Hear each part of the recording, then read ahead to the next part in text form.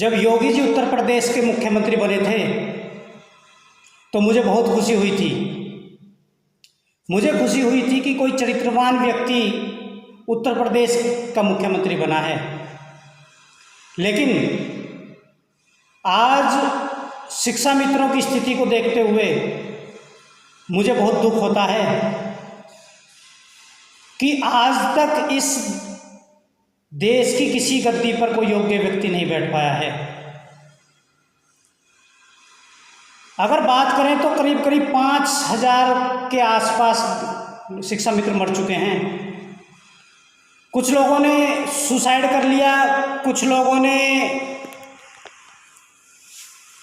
दुखी होकर, परेशान होकर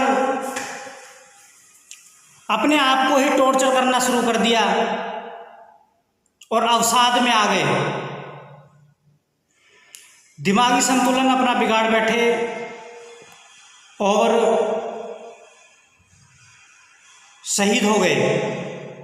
मैं जितने भी शिक्षा मित्र अभी तक गुजर चुके हैं, मैं उनको शहीद ही कहूँगा कि वो अपनी लड़ाई लड़ते हुए अपने प्राण न्यौछावर कर गए। लेकिन योगी जी, आपने शिक्षा मित्रों के बारे में कुछ नहीं सोचा अभी तक। जब आप चुनावी यात्रा करते थे आज से 5 साल पहले, तो आपने बड़े बड़े वादे किए थे। मोदी ताऊ ने भी बहुत बड़े बड़े वादे किए थे, शिक्षा मित्रों के लिए हम बहुत कुछ करेंगे।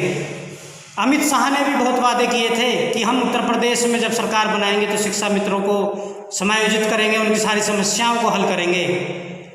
लेकिन आज आप देख सकते हो कि कुछ भी और किसी ने भी किसी के लिए कुछ नहीं किया है। भारतीय लोकतंत्र प्रजातंत्र का सबसे घटिया रूप है।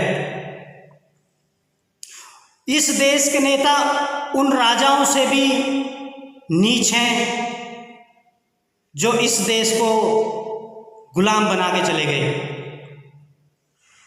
लेकिन आखिर में मैं यही कहूँगा कि इस देश की जनता नामर्द है और नामर्द जनता नामर्द नेता ही पैदा करती है। ये जनता विवेकानंद को नहीं समझ पाई, ये जनता सुकरात को नहीं समझ पाई, ये जनता भगत सिंह को नहीं समझ पाई और ये जनता एकलव्य को नहीं समझ पाई। लेकिन मोदी ताऊ, आपने तो इस देश को बर्बाद ही कर दिया है। आज पेट्रोल शतक मार चुका है, अपना पेट्रोल 100 के पार हो गया है, खाने का तेल 150 के पार हो गया है। ये गरीब जनता करे तो करे क्या? जब आप चुनावी दौर में थे तो पिछली सरकारों की निंदा किया करते थे कि इन्होंने पेट्रोल इतना महंगा कर दिया, इतनी महंगाई कर दी, हम आएंगे तो आपके लिए लड़ेंगे, गरीबी के लिए लड़ेंगे। लेकिन आज स्थिति सबके सामने है। लेकिन इसका जिम्मेदार कौन है? इसका जिम्मेदार ये नामर्द जनता है, जो नामर्द की जिंदगी जीने में इन्हें अच्छा लगने लगा है। जिस राष्ट्र का शिक्षक डरपोक हो, मैं आपको बता दूं, अभी दिल्ली के गेस्ट टीचर हैं, उनका मुझे मैसेज आया कि सर आप हमारी लड़ाई लड़िए, अगर हम कुछ बोलते हैं तो हमें निकाल दिया जाता है। तो मैं ऐसे शिक्षकों के लिए कहना चाहूँगा, जिस राष्ट्र का शिक्षक डरपोक हो ना, उस राष्ट्र का अधिकारी, उस राष्ट्र की जनता, उस राष्ट्र के माँ बाप कभी बहादुर नहीं हो सकते। तो किसी से डरने की जरूरत नहीं है, अपनी लड़ाई लड़िए। लेकिन आज इन नेताओं ने इस लोकतंत्र के भगवान को कुत्ता बना दिया है। इस लोकतंत्र का भगवान ये जनता है, इस लोकतंत्र का भगवान ये शिक्षा मित्र हैं और इस लोकतंत्र का भगवान ये दिल्ली के गेस्ट टीचर हैं, जिन्हें बंधुआ मजदूर बनाकर छोड़ दिया गया है और कुत्ता बनाकर छोड़ दिया गया है।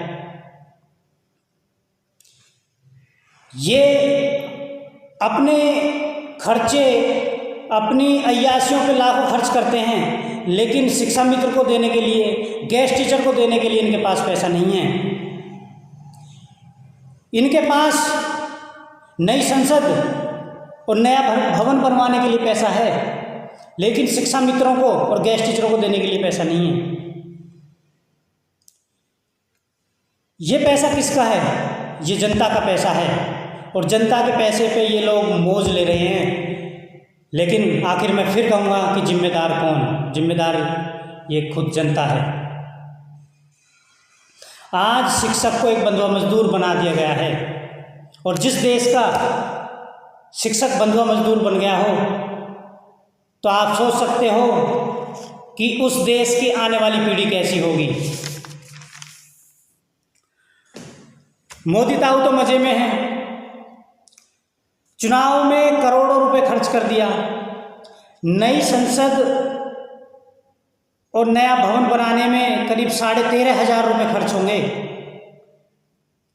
लेकिन शिक्षा मित्र और गेस्ट टीचरों को देने के लिए इनके पास पैसा नहीं है, हॉस्पिटल बनवाने के लिए इनके पास पैसा नहीं है। लेकिन नामर्द जनता नामर्द नेता पैदा करती है, मैं फिर एक बार कहूँगा। और इस देश का शिक्षक अगर ठान ले तो सत्ता को पलट सकता है और सत्ता को बसा भी सकता है। मैं आप सभी गेस्ट टीचर और शिक्षा मित्रों से आह्वान करता हूं कि एकजुट हो जाइए और अपनी लड़ाई लड़िए। किसी से डरने की जरूरत नहीं है, कोई साला आपका कुछ नहीं बिगाड़ पाएगा। आपको किसी से डरने की जरूरत नहीं है, आप अपने हक की लड़ाई लड़िए। और मैं अभिषेक उपाध्याय आपके साथ हूँ, मैं वादा करता हूँ कि आपके साथ हूँ। मुझे बस आपका प्यार चाहिए। और ये नेता गोदी मीडिया की गोद में बैठकर मजे ले रहे हैं, गोदी मीडिया इनके ऊपर कोई अंकुश नहीं लगाती है। योगी जी जब चुनाव में तैयारियां कर रहे थे, चुनाव जीतने से पहले इन्होंने कहा था कि 50 लाख रोजगार देंगे हम, और ये आज कह रहे हैं कि हमने 4 लाख रोजगार दे दिए। 4 लाख रोजगार सिर्फ आंकड़ों में है, हकीकत में नहीं दिए हैं। ये कहते हैं कि प्राइवेट सेक्टर को भी जोड़ लीजिए उसमें। अगर हम प्राइवेट सेक्टर को भी जोड़ लें तो 4 लाख रोजगार नहीं है। और रही बात इस कोरोना काल में बचे कुछ रोजगार, वो भी समाप्त हो गए। अभी अभी आज की बात करें तो योगी जी ने रोजगार मिशन शुरू किया है। इस रोजगार मिशन के तहत 1 दिसंबर तक 1 लाख नौकरियां देने का वादा किया है। तो इस 5 साल में इन्होंने कुछ नहीं किया, जबकि ये वादा किया था कि मार्च 2021 तक हम 50 लाख रोजगार दे देंगे। मार्च बीत चुका, अब क्या ये दिसंबर तक 1 लाख रोजगार दे देंगे? और इस उत्तर प्रदेश का जबकि सबसे बड़ा दुर्भाग्य ये है कि हर भर्ती में भ्रष्टाचार होता है और हर भर्ती इनकी कोर्ट में जाती है। तो मुझे आपसे जवाब चाहिए, कमेंट बॉक्स में लिखिए, क्या 1 दिसंबर तक 1 लाख भर्तियां ये सरकार कर लेगी? और जब चुनाव आ रहा है, जब ये भर्तियां कर रहे हैं, अब से पहले कहाँ थे? चुनाव के टाइम ये भर्ती कर रहे हैं। और मैं कह रहा हूं कि आप पहले जो शिक्षा मित्र दर दर भटक रहे हैं, 10,000 में उनका शोषण कर रहे हैं, आप उनको तो रेगुलर कर दीजिए, पहले उनको तो सुविधा दे दीजिए। जो 5,000 शिक्षक मर चुके हैं, उनके परिवार वालों को पेंशन तो दे दीजिए, कम से कम पेंशन उनकी बंधवा दीजिए। उनके बच्चे दर दर की ठोकरें खा रहे हैं। इन 70 सालों में मैं आप सबको बता दूं, इसमें गलती आप सबकी है। इन 70 सालों में कुछ बदला है तो केवल शोषण करने का तरीका बदला है और कुछ नहीं बदला है। केवल शोषण करने के तरीके बदले हैं। और ये शोषण करवा कौन रहा है? ये शोषण नामर्द जनता करा रही है। इस देश में चुप रहना सबसे बड़ा देशद्रोह है। यदि आप जो भी चुप रहता है वो मेरी नज़र में नामर्द है। यदि आप इस चुप्पी को नहीं तोड़ेंगे तो आपको आपके अधिकार नहीं मिलेंगे, आपको चुप्पी तोड़नी पड़ेगी और अपनी लड़ाई लड़नी पड़ेगी। मैं आप सबसे आह्वान करता हूं कि एकजुट हो जाइए। मैं आपकी आवाज उठा रहा हूं, स्वतंत्र पत्रकार हूं। इस गोदी मीडिया के पत्रकार 1-1 लाख रुपए सैलरी लेते हैं, 1.5-1.5, 2-2 लाख रुपए सैलरी लेते हैं, और वो आपकी आवाज़ नहीं उठा रहे हैं। उन लोगों को पैसा कहाँ से जाता है? जनता के टैक्स का ही तो पैसा है। लेकिन अब मैं इस देश में 1 लाख ऐसे मर्द खोज रहा हूँ जो मुझे 10 रुपये महीना देंगे और मेरी ताकत को बढ़ाएंगे, और मैं देखता हूँ कि फिर आपके अधिकार कैसे नहीं मिलते हैं। मुझे 1 लाख मर्द चाहिए जो मुझे 10 रुपये, केवल 10 रुपये महीना दें। मैं इनकी ईंट से ईंट बजा दूंगा। आप लोगों का प्यार चाहिए। आप टीवी देखने में टाइम बिताते हैं, गोदी मीडिया को देखने में टाइम बिताते हैं, लेकिन आप मेरे चैनल पर 1 लाइक और 1 सब्सक्राइब करके देखिए और मेरी ताकत बढ़ा के देखिए। मैं आपके लिए ज़मीन आसमान एक कर दूंगा। और अभी आप सभी शिक्षा मित्र और गेस्ट टीचरों से मेरा आह्वान है कि किसी से डरने की जरूरत नहीं है। ये देश किसी के बाप की जागीर नहीं है। आप अपनी आवाज़ उठाइए। आप योग्य हैं, आप शिक्षक हैं, और यदि एक शिक्षक ही डरपोक होगा तो उस पीढ़ी के बारे में सोचिए जो आने वाली पीढ़ी होगी। यदि आज का शिक्षक ही डरपोक है तो आने वाली पीढ़ी कैसी होगी? तो आने वाली पीढ़ी को विवेकानंद बनाइए, आने वाली पीढ़ी को सुकरात बनाइए, आने वाली पीढ़ी को भगत सिंह बनाइए, आने वाली पीढ़ी को एकलव्य बनाइए। मैं आप सभी शिक्षा मित्रों और गेस्ट टीचरों से आह्वान करता हूं कि भगत सिंह और एकलव्य जैसे शिष्य पैदा कीजिए, जिससे आपकी ताकत बढ़ेगी, लोग आपकी ताकत को समझेंगे। अभी कोई आपकी ताकत को नहीं समझ रहा है। आप घर में बैठे हैं, चुप बैठे हैं। इस मोबाइल की ताकत को समझिए। ये मोबाइल एक बहुत बड़ी चीज़ है जो आपको इस समस्या से आज़ाद करा सकता है। मुझे आपका प्यार चाहिए और आपको अपना प्यार मुझे देना पड़ेगा। मैं आपकी हक की लड़ाई लड़ रहा हूँ, ये मेरा अधिकार है। मुझे आपका प्यार चाहिए और मुझे भी अपना अधिकार चाहिए, इसलिए जो वो अधिकार आपको मुझे देना पड़ेगा। मैं आपकी लड़ाई लड़ता रहूँगा और ये आवाज़ जहाँ तक उठेगी मैं उठाऊँगा। इस देश का शिक्षक बंधुआ मजदूर नहीं रहना चाहिए। एक इस देश का अधिकारी IAS IPS 1.5-2 लाख रुपए सैलरी ले रहा है, और इस देश का एक सफाई कर्मचारी जो कि सफाई वाकई में सफाई करता है, वो संविदा पे रख रखा है, और सफाई कर्मचारी को 7,000 रुपये देते हैं। इस देश का सफाई कर्मचारी 7,000 रुपये में अपने परिवार का पालन पोषण कैसे कर सकता है? क्या इस देश के नेता, इस देश के अधिकारी 7,000 रुपये में या 10,000 रुपये में अपने परिवार का पोषण कर सकते हैं? सफाई कर्मचारी का व्यक्ति, सफाई कर्मचारी का बच्चा, शिक्षा मित्र का बच्चा, गेस्ट टीचर का बच्चा सरकारी स्कूल में पढ़ता है, और इन अधिकारियों का बच्चा और नेताओं का बच्चा महंगे से महंगे स्कूल में पढ़ता है, विदेशों में पढ़ता है। और पैसा किसका है? पैसा इस जनता का है। लेकिन जिम्मेदार कौन? ये आप सबको बताना होगा। कमेंट बॉक्स में लिखिए कि इसका जिम्मेदार कौन? नेता, अधिकारी या नामर्द जनता? आवाज़ में उठाता रहूँगा, आवाज़ को दबने नहीं दूंगा, और किसी से डरने की ज़रूरत नहीं है। ये देश किसी के बाप की जागीर नहीं है। अपने हक के लिए लड़िए, और सबसे बड़ी ताकत मैंने आपको बता ही दिया है, ये मोबाइल, जो आपके हाथ में मोबाइल है, ये सबसे बड़ी ताकत है। मैं अभिषेक उपाध्याय आप सभी का अपने YouTube चैनल पर हमेशा हार्दिक स्वागत करता रहूँगा और आपके हक की लड़ाई लड़ता रहूँगा।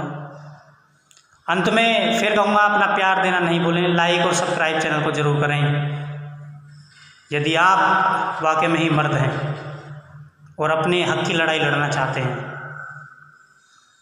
मैं आपके साथ रहूँगा और हम अपने इरादों में भी ज़रूर कामयाब होंगे। ये लड़ाई बहुत दूर तक जाएगी। योगी मोदी हो या केजरीवाल हो, शिक्षकों का चूतिया बना रहे हैं। और शिक्षक हैं कि वो पागल बन रहे हैं, वो चूतिया बन रहे हैं। एकजुट नहीं है। सबसे बड़ी बात मैं ये देख रहा हूं कि कोई भी दिल्ली का गेस्ट टीचर एकजुट नहीं है। इन्होंने 10-10 ग्रुप बना रखे हैं। ऐसे में शिक्षा मित्र की बात करूं तो एकजुट कोई नहीं है, 10-10 ग्रुप बना रखे हैं। अरे एक होइए, एक होने में क्या दिक्कत है? कोई पार्टी भक्त बना हुआ है, कोई नेता भक्त बना हुआ है, देशभक्त कोई नहीं बना हुआ है। मैंने देख लिया कि इस देश में पार्टी भक्त हैं, नेता भक्त हैं, लेकिन देशभक्त कोई नहीं है। देशभक्त नहीं है इसलिए अलग अलग ग्रुप बनाकर बैठे हैं। अरे एक ग्रुप बनाइए, एक साथ लड़िए, तब आपकी मांगें पूरी होंगी। अगर आप छिन भिन रहेंगे तो जैसे विदेशी आक्रांताओं ने पहले इस देश पर आक्रमण कर इसको गुलाम बना लिया था, आज उसी तरह आप लोग गुलाम बने हुए हो, क्योंकि आप में एकता नहीं है। और मैं आपको मर्द बनाऊंगा, मैं आपको एकजुट करूंगा। और मुझे 1 लाख मर्द चाहिए जो मुझे 10 रुपये दें। और मेरी ताकत को बढ़ाना पड़ेगा आपको। मैं आपकी आवाज़ हूँ, मैं आपकी आवाज़ बनूंगा। मुझे आपका लाखों का रुपया नहीं चाहिए, मुझे केवल आपसे, एक व्यक्ति से 10 रुपये चाहिए। मेरी ताकत को बढ़ाइए। इस वीडियो के बाद मुझे पता चल जाएगा कि गेस्ट टीचर और शिक्षा मित्रों में कितने मर्द हैं और कितने नामर्द हैं। इस वीडियो को देखने के बाद अगर आपने मुझे 10 रुपये का सहयोग नहीं दिया, अपनी लड़ाई को लड़ने के लिए 10 रुपये का सहयोग नहीं दिया, आप एक जन्मदिन पे पैसा खर्च कर देते हैं, आप इधर-उधर पैसा खर्च कर देते हैं, लेकिन अपनी लड़ाई के लिए क्या 10 रुपये खर्च नहीं कर सकते? मैं इंतज़ार करूँगा आपके एक होने का। ये जो 70 ग्रुप बना रखे हैं, ये 70 ग्रुप नहीं चाहिए। मैं चाहता हूँ कि आप सबका एक ग्रुप हो, गेस्ट टीचरों का एक ग्रुप हो, उत्तर प्रदेश के शिक्षा मित्रों का एक ग्रुप हो, और एकजुट होकर लड़िए। एकजुट होने में बहुत बड़ी ताकत है। और मैं फिर आपको बता दूं, मैंने पिछली वीडियो में बताया था अपनी, कि चुनाव आने वाला है और ये सबसे अच्छा वक्त है। लोहा गर्म है, चोट मार दीजिए, आपका भला हो जाएगा, आपके बच्चे पल जाएंगे, आपका भविष्य संवर जाएगा और आपको एक सम्मान भरी जिंदगी मिल जाएगी। नमस्कार, मैं अपनी वीडियो को यहीं धन्यवाद देना चाहता हूँ। धन्यवाद आप सबने मेरे को सुना। सभी गेस्ट टीचर और उत्तर प्रदेश के शिक्षा मित्र सभी का मैं स्वागत करता हूँ। और दिल्ली के जो गेस्ट टीचर हैं उनसे आह्वान करता हूँ, डरने की ज़रूरत नहीं है। आप डरते हैं, आप कैमरे पे आने से डरते हैं कि नौकरी चली जाएगी। आपकी नौकरी चली जाती है, आप नौकरी से आपको निकाल दिया जाता है, आप घर जाकर चुप बैठ जाते हो। कोर्ट का दरवाज़ा खटखटाइए। इस देश में कोर्ट है, इस देश में अभी न्यायपालिका है। और बाकी आप सब समझदार हैं, आप अपनी लड़ाई लड़िए, मैं आपके साथ हूँ। हम अपने इरादों में ज़रूर कामयाब होंगे। धन्यवाद।